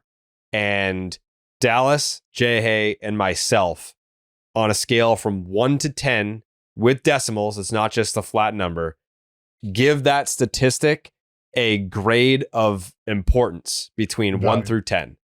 And then we take the 3 of our scores. So say batting average, how important is it? If it comes out to be a 4.8, then the average between us is a 4.8. So then it's like, all right, he has him beat in batting average, but it's worth 4.8 points. And then it's like, well, OPS plus, that's a 9.3 grade from us. So that's worth 9.3 points. And then whoever in the head-to-head, like, who, you know, you rack up all these points, because not all statistics are created equal, but it's based on a score of importance between the 3 of us on average. I feel like for a Hall of Fame case, we could really, and MVPs, you know, like, when we're going head to head on, like, I feel like a BID grading system could move the needle in the baseball space. Well, you're just allocating value to all of the existing statistical categories based on the opinions of us 3. Yes. Right. Yeah. Yeah. Yes. So I mean, what we I'm would have game. to initially agree on are those categories, correct? I mean, we can cast a wide net, like whatever Well, sure. whatever's on like the stat head, like those statistics, like we can start there. I mean, because I don't believe Baseball Reference has weighted runs created plus, correct? That's only Fangraphs. Yeah. Correct. Yeah, the WRC plus. Yeah, so like we're gonna have to go Fangraphs, and so it's not gonna just be stat head statistics. Like WRC plus is gonna have to be on there. We're gonna have to decide like which war is more important. Like we're gonna I think F war, B war. like we're gonna have to have a discussion on Contact which me, statistics sites. go in. I can be bought. We're gonna have to have a discussion on which statistics should be included in. Like, don't like miss me with Sierra. I think ERA plus and ERA is fine. Like league adjusted statistics are fine. I don't need that shit. But yeah, I think that there could be value for conversations like this where there's a point system for how valuable statistics truly are. I think we should also involve the discourse and have them. Who am I speaking to? Pardon? Yeah. Why not? Why not bring them into the fold? I mean, they're here. No. Well, who the fuck is tallying up all the 1 through 10s and then creating an average? Who's doing that? No.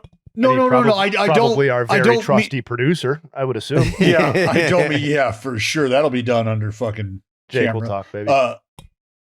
No, I meant have them like vote on some of the categories, some of the statistical categories that we are including in our algorithm. I think we put it out and be like, did we miss any? Because I trust Jayhay's judgment on what statistics should be included. Yeah, like the combination of rate stats, counting stats. Yeah. I think this is a great idea. I love it. Yeah, I'm into it. We can do this on the podcast. We can grade them on the podcast to create the average.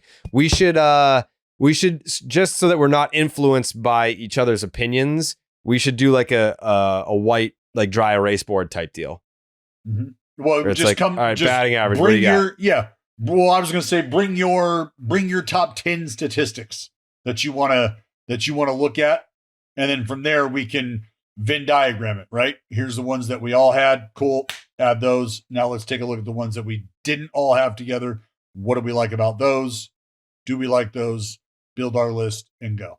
Yeah, but I'm saying create the point system on the Yeah. pod.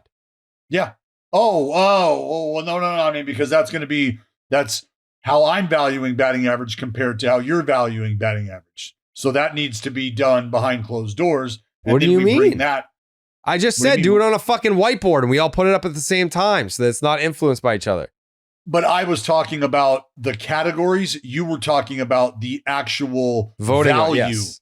Yeah. So we were talking about two different things. So what I'm saying is when it comes to doing what you're talking about, which is creating or revealing the value for each one of those, sure, we can do that on the pod, but I will have already created my value for those statistics and I will just be revealing them. Is that what you're saying? Yeah. Okay. That's fine. Yeah. Yeah. Just don't tell us. Right. And yes. Yeah. All I know is that I'm going to be creating this point system while wearing my chubbies. So this is my first summer of actually wearing a bathing suit for the first time since 2007. What? I usually wear gym What? shorts. Are you serious? Yeah, How dude. old are you? It's more comfortable Gym for me. shorts? Hey, Ma, you seen my N1s? I'm going out of the pool. No, yeah, with the guy on the guy with the ball and the no, not the sweat What's wrong? trunks. The What's wrong with that? N1 shorts, basketball. Yeah, go in Jayhay, the pool. Jayhay, What the fuck? Are you a bathing suit guy, or like were you ever a gym shorts guy? Because he's a normal human. Well, yeah, I spent most of my life being a basketball shorts guy, and then Thank you. Once I got married and started getting matching bathing suits for family vacations, I became So a I'm not bathing suit married. guy. Wow. See, Which I have Yeah, so actually I've got done time. through Chubby's. Yeah, I have some set ready to go for my upcoming vacation. Yeah. there you go. Who am I talking to right now? I'm talking to a fucking 13-year-old who is still wearing gym shorts under his pants. And now I'm talking to a fucking 75-year-old who is wearing matching bathing suits to the fucking beach with his family. With my, Are with you my two wife kidding and my me two right now? children. I will tell you what, I have never in my life gotten more compliments than when I go to the beach and I'm wearing a matching bathing suit with my cute little kids. That is the most attention anybody pays to me in an entire year. Oh, I bet. Oh, I love it, Jayhay. I love how you lined up your little pink bow in the front too. That's fucking adorable. Well, you guys kidding me right now? They call me the family man of the podcast. Yeah. If that's what I You're have. being to be, very that's what I have to be. judgmental, Dallas. I think I it's am disappointed. Yeah, we need to get him in a pair of Chubbies. Yeah, I feel like a pair of Chubbies would kind of mellow you out. Summer is winding down, unfortunately, but there's still time to let the dogs out. And by dogs, we mean your legs. Before your pups get stuck in jeans and sweats this fall, set them free with the lined swim collection from Chubbies. Whether you're poolside, lakeside, or oceanside on that long-awaited vacation, these trunks are ready to travel. Life's too short for uncomfortable swim trunks. So these babies are set up for all-day comfort with a quick-dry stretch fabric and built-in liner that actually does its job. No more chafing, no more soggy butt, no more mesh disasters. And when the sun goes down and you're heading from the beach to dinner, swap into a pair of everywhere shorts. They fit right, they feel right, they go with everything. And after wearing them once, you'll find yourself wondering why you even own other shorts. And for a limited time, the listeners of BID get $10 off at chubbysshorts.com with exclusive promo code BID. Let them thighs out. Let the good times roll. Whether you're suiting up for cannonballs, cookouts, or casual Fridays, Chubbies has you covered. For a limited time, Chubbies is giving our listeners $10 off your order with the promo code BID at chubbysshorts.com. That's code BID at chubbysshorts.com. Support BID. Let them know that we sent you. Give summer one last hurrah. Keep the good vibes going with Chubbies. And they were very generous to me. They were like, listen, we know you're not typically a shorts guy, so you pick out whatever shorts you want and we'll make it happen. And I've been living in my Chubbies ever since. 2 points here very quickly. One, I don't know that I want to hear them, but go ahead. This is how the Mandela effect starts to take place. I will not stand idly by and let Chubbies, who we love, just change the reference to legs as dogs. That has never been a thing. Letting the dogs out. Feet. Dogs are toes. feet, dogs are toes, dogs are not legs. So we're not going to do that. Chubbies, I appreciate you, but you're going to absolutely have to rewrite it next time, because that's not a world that I'm ever going to live in where dogs are legs. Oh, let your dogs out. What do you mean? Take my pants off? No, that's not how that's going to go. Secondarily, the soggy bottom, just ew. That it sounded little pruny ass Dallas. Yeah, that's all grapeseed butt. That's all. Yeah. Catch a bad case of blogger butt, get you a little soggy bottom. Oh man, you do not want, like, my barber the other day, he was like telling me he's got to pass a kidney stone and telling me about, like if you have to power rank the most painful experiences that a human, it's like childbirth, it's getting lit on fire, and like kidney stones I think is number 6. And I was like, I don't see blogger butt on that list. Feel like that's an omission that needs to be revisited. People just aren't ready to come forward with that, and that's okay. That's fine. No. Blogger butt TJ is life changing, brother. Life changing. Now I'm just showing off. You know. But, hey, how many pictures have I sent to you? Real game. Yeah. How about some award-winning Nuggs, Jayhay? Buddy, I'd be so pleased to deliver them to you. Yeah. Justin Verlander. Shout out to him. He crossed the brother of Ben. Brother of Ben crossed the 3,500 career strikeout marker. I'm more interested in the next marker that he hits potentially in his next start, which is moving up the all-time list. He was already 10th, so last night did nothing to change that, but he's now just 6 strikeouts away from tying Walter Johnson for 9th all-time. He's 31 away from tying Gaylord Perry for 8th all-time, and he's 71 away from tying Don Sutton for 7th all-time. So Walter Johnson certainly seems viable this season. Gaylord Perry definitely seems viable this season, depending on what the remainder of his season looks like. And Don Sutton, if Justin Verlander is to be taken at his word that he has interest in pitching in 2026, looks viable for 2026. It gets a little stickier beyond that. If he's looking to move beyond 7th all-time, he's 137 strikeouts away from 6th, which is Tom Seaver, and 198 away from 5th, which is Bert Blyleven. That ends any reasonable pursuit that Justin Verlander might mount, because he's more than 600 from the next person on the list, which is obviously not happening. So congrats to Verlander on 3,500, and I'll be tuning in for the next start. Hey, maybe we can stream. Maybe we can run back the Kershaw idea 3K and stream for Verlander passing the big train, Walter Johnson. Start marketing that stream now, folks. Jose Altuve, 25th player in Major League Baseball history to reach 250 homers and 250 stolen bases in his career. He hit the home run milestone over the weekend yesterday. He is the 13th player to do so through his age 35 season. But perhaps more interestingly, to my short kings on the podcast, which, no offense to all of you, relative to me is all of you. He's right there. He is one of 8 players to do so while being listed at shorter than 6 feet tall, along with Gary Sheffield, Joe Ram, Joe Morgan, Pinson, Ricky Henderson, Willie Mays, and Craig Biggio. And he's Joe Morgan is the only other one to be listed at 5'7" or shorter and reach 250. Altuve is listed at 5'6".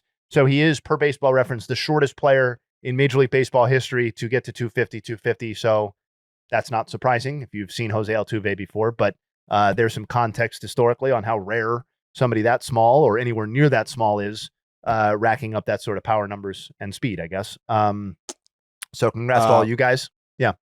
I just Googled it. The average height for men in the United States is 5'9". That's the average. And I don't know if you were there when Eric Hosmer, I asked him, how tall do you think I am? And he threw out a 5'11". I was actually there for that. That was in your kitchen, I believe. Yep. Yeah. So I don't know, just throwing it out there. Continue. No, keep talking about the short fucks out there that are 5'7", because that's not me. No. That was, dude, I think you should be extremely proud of the fact that Hosmer suggested you might be 5'11". I would. Not only that, but I told him I'm not 5'11". I'm 5'10 3/4.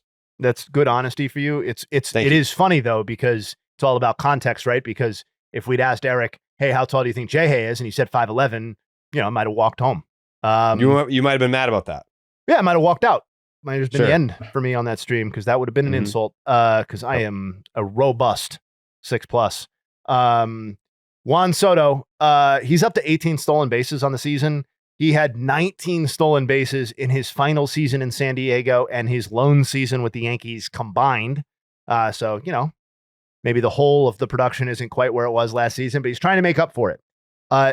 Pair of Nationals notes. James Wood is the only player in Nationals franchise history and the 4th player age 22 or younger in MLB history to have a game featuring at least 2 extra base hits, 4 RBI, and 3 strikeouts, joining Ellie De La Cruz in 23, John Singleton in 2014, and old friend, haven't heard this name in a while, Hank Blaylock in 2003. Whoa. Yeah. Remember the Blaylock, Teixeira, Mensch era? I think that was probably Michael Young, forgetting a few probably key performers there, but Mackenzie Gore, he bounced back. Keep an eye out for some delicious content with Mackenzie Gore coming down the pipe. But he joined Chris Sale, Blake Snell, Clayton Kershaw, Odalis Perez, Al Leiter, and Denny Nagel. Love that list.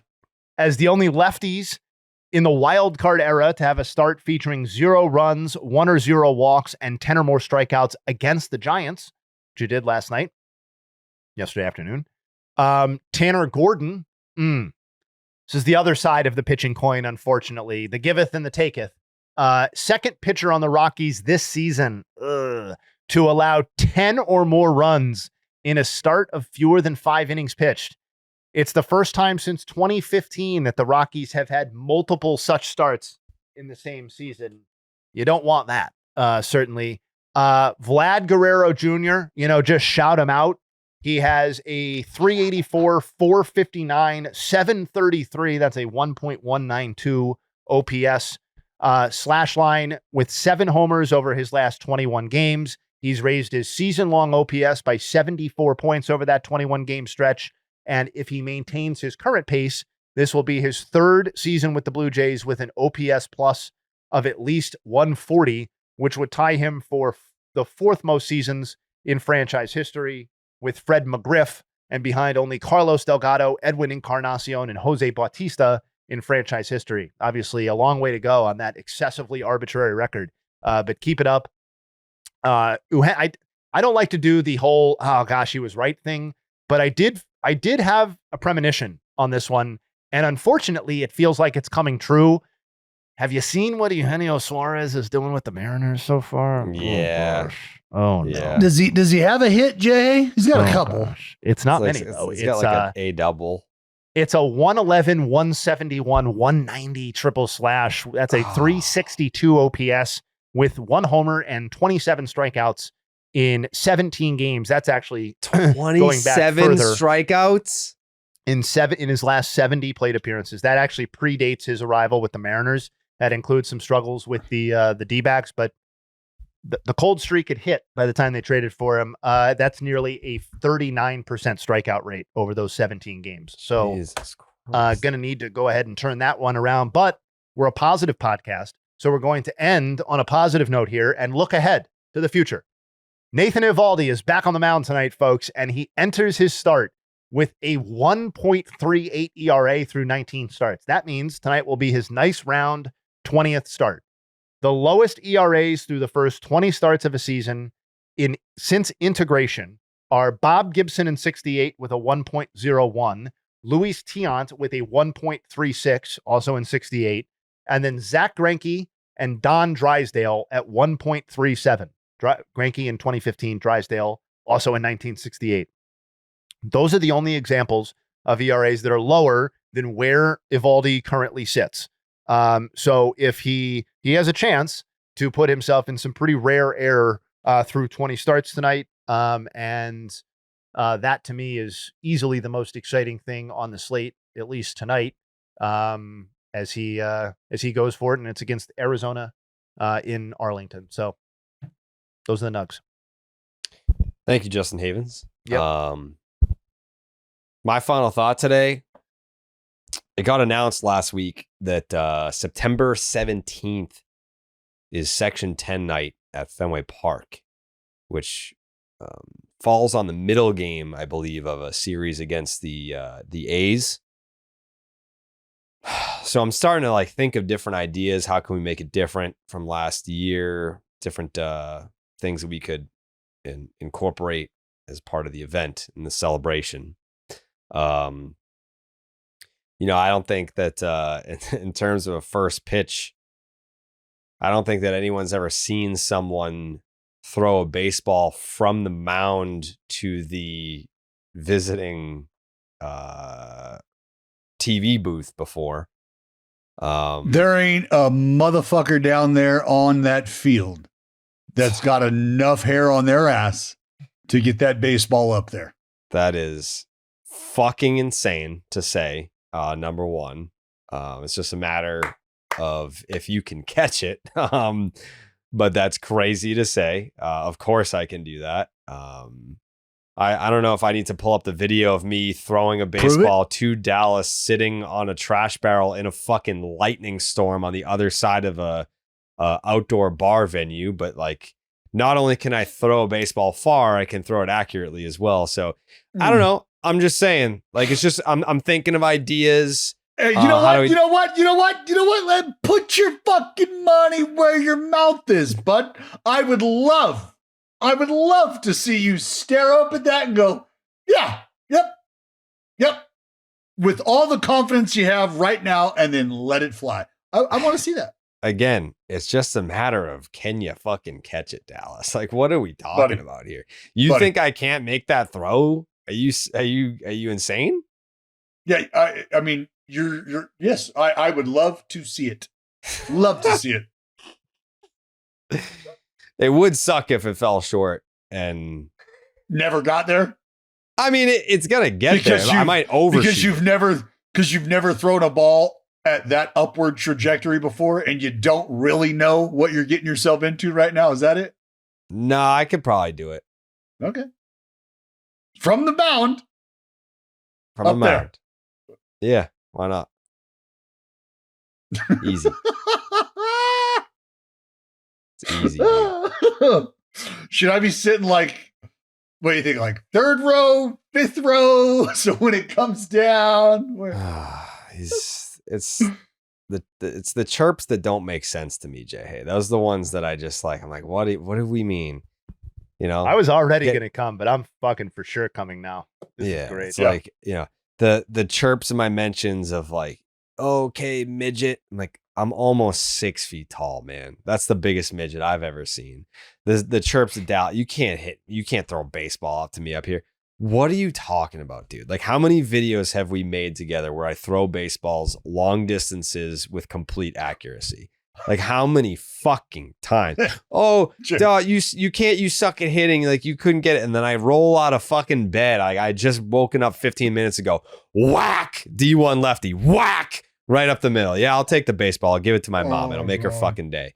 How many times do I have to put like 30% effort into something that you think is impossible and still be able to do it? How many times? The amount of delusion that you wake up with daily. I literally have these videos in my phone. Like, it's not even... It's not even a matter of like standing on the mound of fucking at Fenway Park and launching that. You're not doing it. What difference does it make if it's at Fenway or if it's at the Saugus Little League field? You think the moment's too big for me? You think I get rattled by shit? Oh, hey, Jared, you want to throw out the first pitch at Fenway Sunday Night Baseball in front of fucking Garrett Cole and Aaron Boone? Sure, dude. I don't give a shit. Fucking right down the plate. Whoop, whoop. Boom, Alex scores right here. Put it right here. Whap. Doesn't matter. Like, the moment's not too big for me ever, Dallas.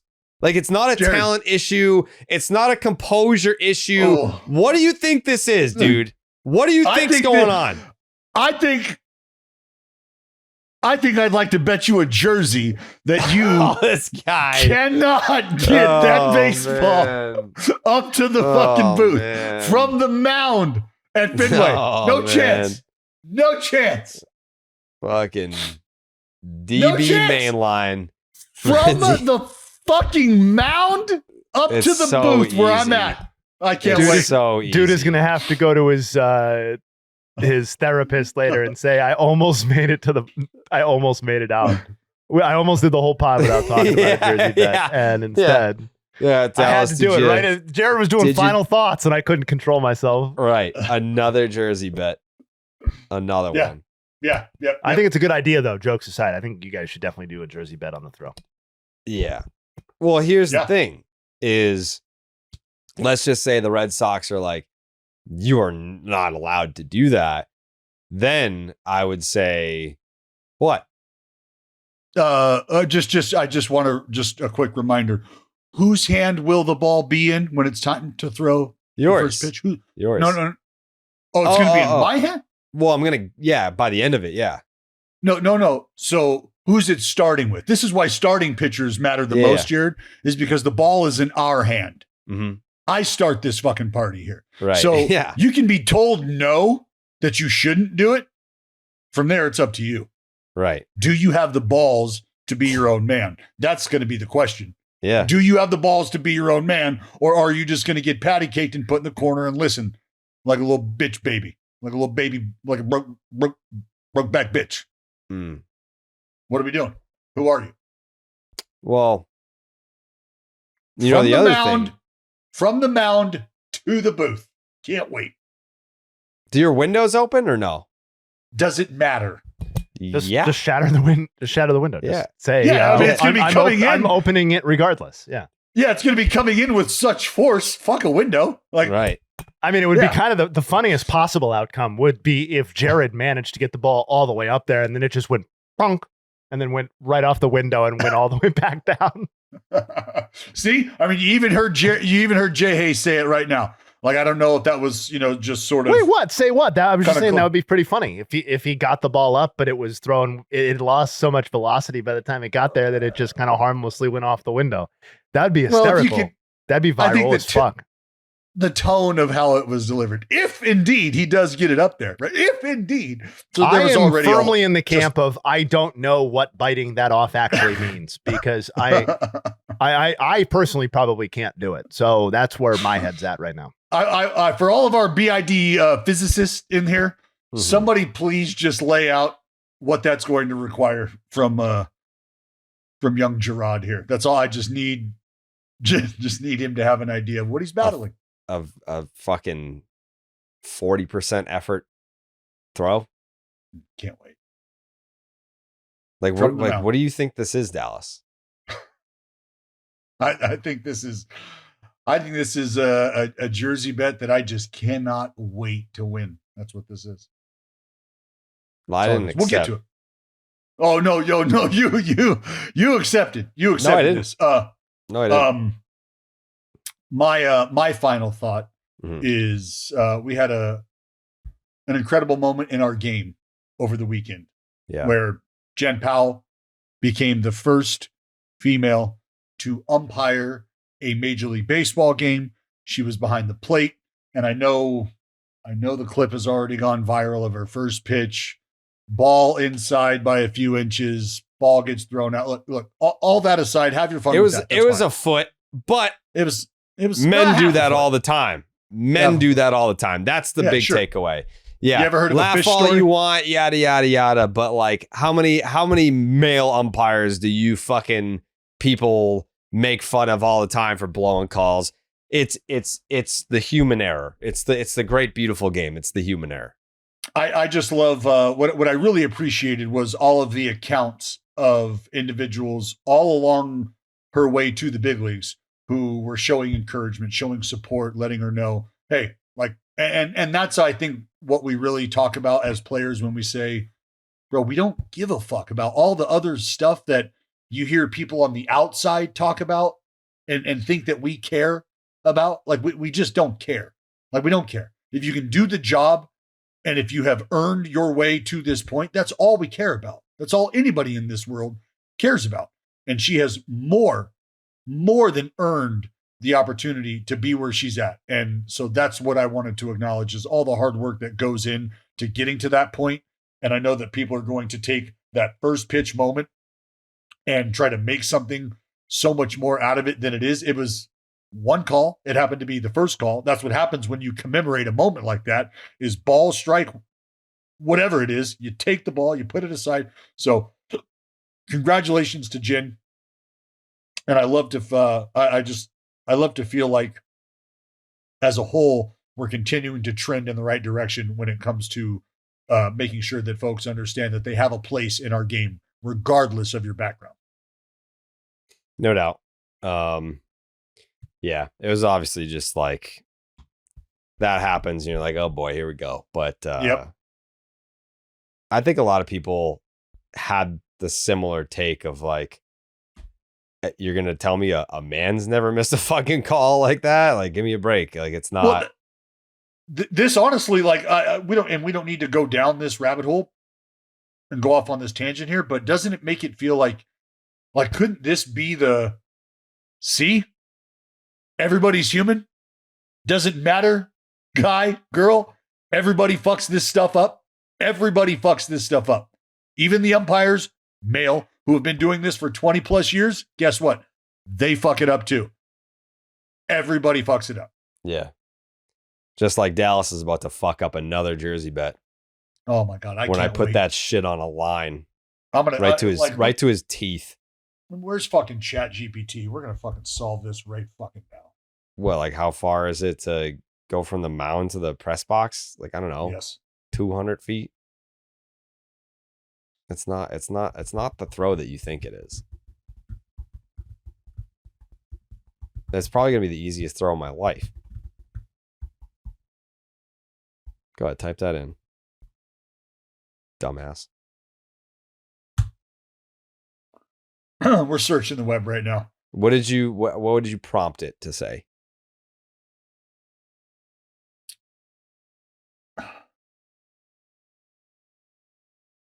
What did you ask it? Oh, I said, how far is a throw from the mound at Fenway Park to the press box?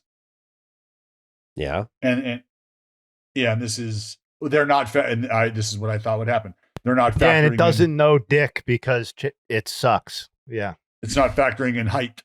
It's just like the actual distance. So what's the distance? It says, typically this means a throw from the mound to the press box would traverse roughly 60 to 80 feet. And that's just not right. No. Yeah. Cause I mean, to the plate would be 60 ish. Yeah. And then like just further back another, it's just no. Whatever. Yeah. Save it, geek. Save your math equations. Doesn't matter. Putting it right between your fucking eyes. Just make sure you're holding the glove out. Can't wait. Jayhay, do you have a final thought? Yeah. Guardians promoted Travis Bazzana to AAA. Beautiful. So yeah, man. First overall pick. The bar is pretty high though, because Nick Kurtz seems like he's pretty cool and good. So he was picked fourth. So good luck. Going to AAA. See you soon. Wow. Shout out Travis Bazzana. A 1-1. The Cleveland Guardians. All right. We'll be back on Wednesday. We'll see how Dallas can lose another jersey bet. Stay tuned for that. Really rooting for Family Feud to work out this week on Thursday. It's been I've been itching for it. I've been really itching to get back on the Family Feud horse. So and also we are in the process of transferring over the Baseball is Dead merch store. So we're going to be recreating your favorite classics and hopefully creating new designs that have never been released before. This is gonna make Dallas very happy. Hats, that's gonna be part of it. And then I think as we get closer to like Black Friday and the holiday season, we'll have different items coming out for the holidays and stuff like that. We've never had like Baseball is Dead beanies before. Like definitely gonna be cooking up some of that. So yeah, it'll be fun.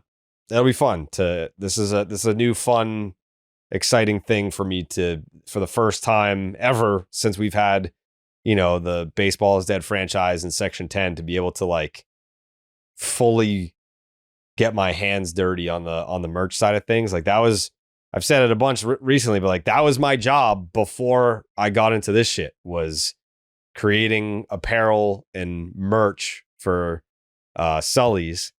And now to be able to partner with Sully's for our own shit, pretty fucking cool. It's exciting. And yeah, so you're going to have items that you've never had the opportunity to purchase before from us.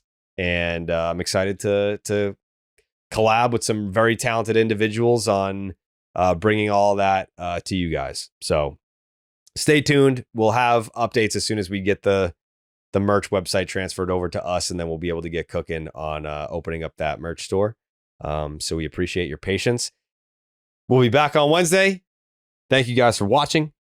Thank you guys for listening.